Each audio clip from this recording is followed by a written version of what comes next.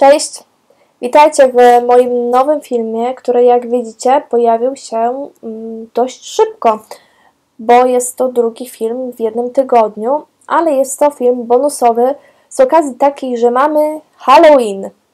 I dzisiaj postanowiłam Wam opowiedzieć, czego boją się Turcy. Więc zapraszam do oglądania. W Turcji, w przeciwieństwie do tego, co znamy w Polsce i w kulturze zachodniej, nie straszą jakieś zbłąkane dusze ludzkie, czyli duchy. W islamie nie wierzy się w to, że dusza ludzka jest w stanie po śmierci na tym naszym świecie pozostać, czy do niego wrócić. Dusza ludzka po prostu trafia do piekła, do czyśćca albo do nieba. Innej opcji nie ma. Więc co tych Turków tutaj straszy? Otóż w islamie wierzy się w dżiny. Można to trochę porównać do takich demonów, chrześcijańskich demonów właśnie.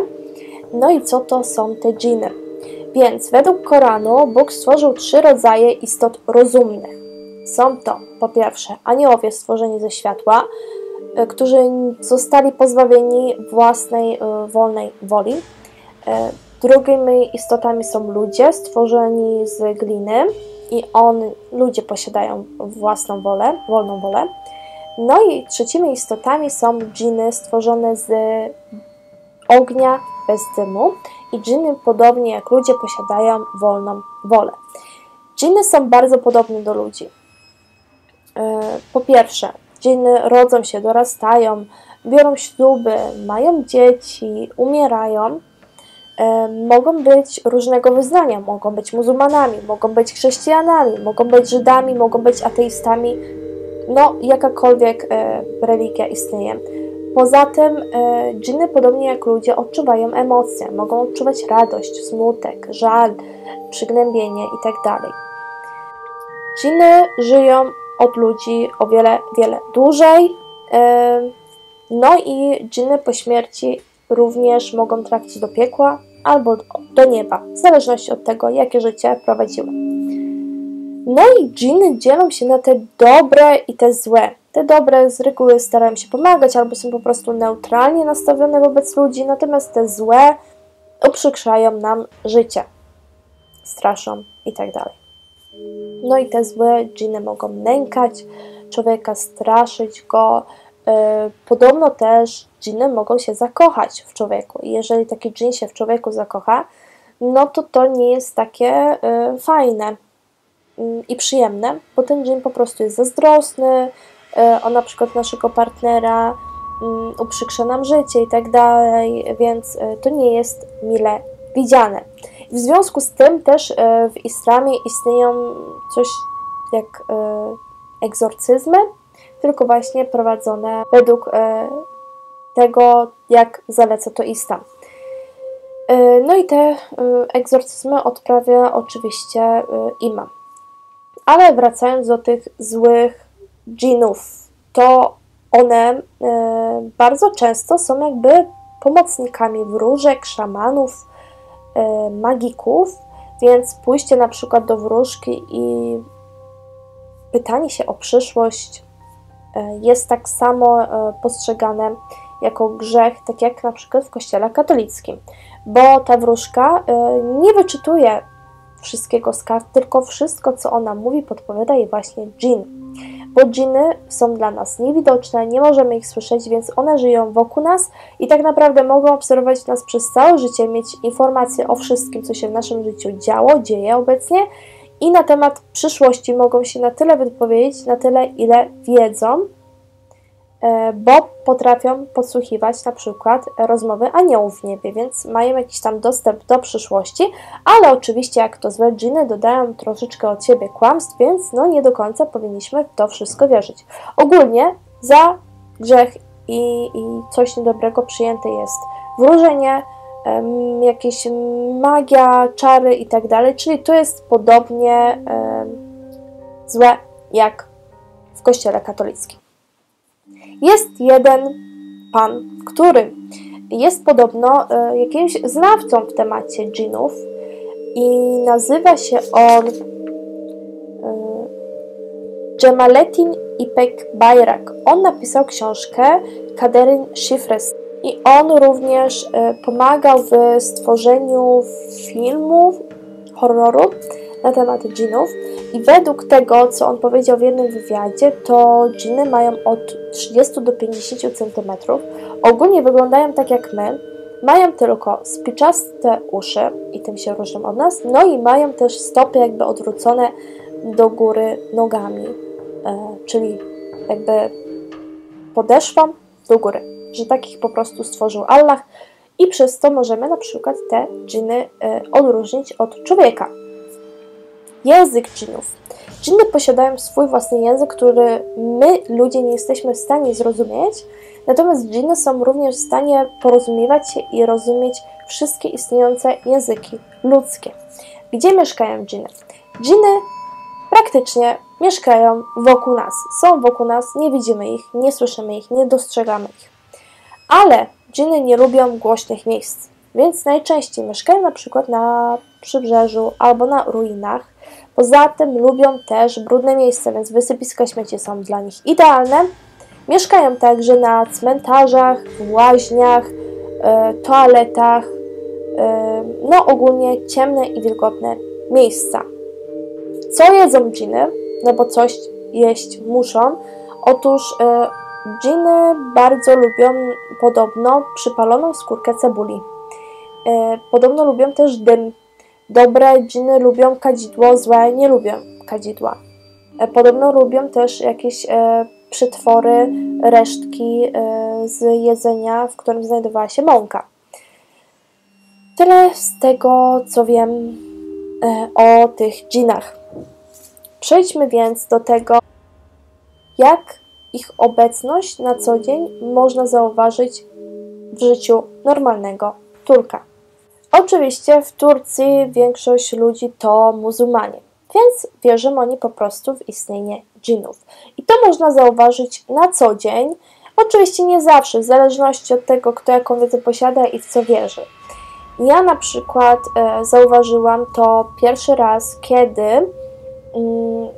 chciałam wylać resztki jedzenia, to była zupa i pomyślałam, że do toalety, bo tak się to u mnie robiło w domu w Polsce. Bo jednak tą wodę wylać do śmietnika, no to tak trochę bez sensu.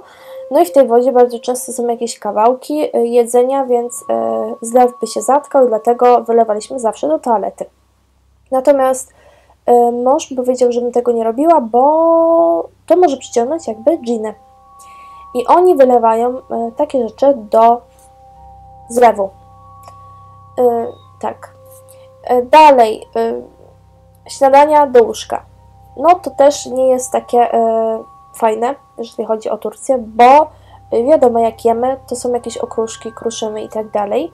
No i te okruszki, które znajdą się w łóżku, w którym my potem będziemy spać, również przyciągną dżiny i złe duchy. No i może być nieciekawie wieczorem, w nocy, bo ktoś może nas po prostu straszyć. Poza tym, po każdym śniadaniu, po każdym obiedzie, kolacji musi być dokładnie wysprzątane, jeżeli chodzi o te okruszki. Także bardzo często po każdym posiłku jest odkurzane w kuchni, tak żeby żadnego okruszka nie było, bo to też przyciąga dżiny.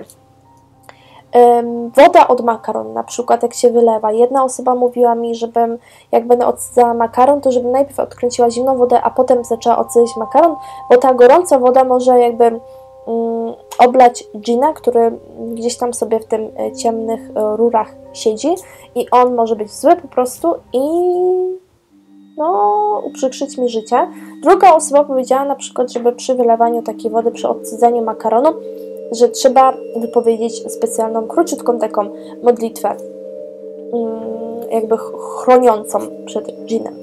Słyszałam też od innej osoby na przykład, żeby nie wylewać gorącej wody za okno. Oczywiście tego nie robię, bo mieszkam w bloku, ale na przykład ludzie na wsi bardzo często coś tam za okno wylewają na podwórko i żeby nie robić tego z gorącą wodą, bo może akurat w tym danym momencie pod oknem przychodzić dżin i możemy go oblać i znowu będzie niezadowolony i może nas wystraszyć. Poza tym Turcy boją się wypowiadać słowo dżin, bo boją się, że to słowo przyciągnie dżiny.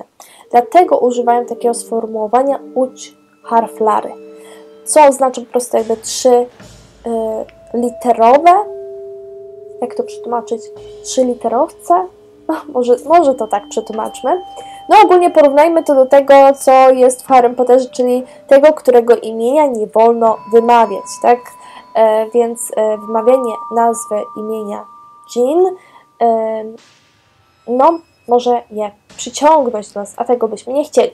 Poza tym, przeszukałam też dla Was internet w poszukiwaniu takich kwiatków, w które ludzie wierzą, odnośnie dżinów i to, co może ich przyciągnąć. I na przykład nie powinniśmy spać w brudnych skarpetkach.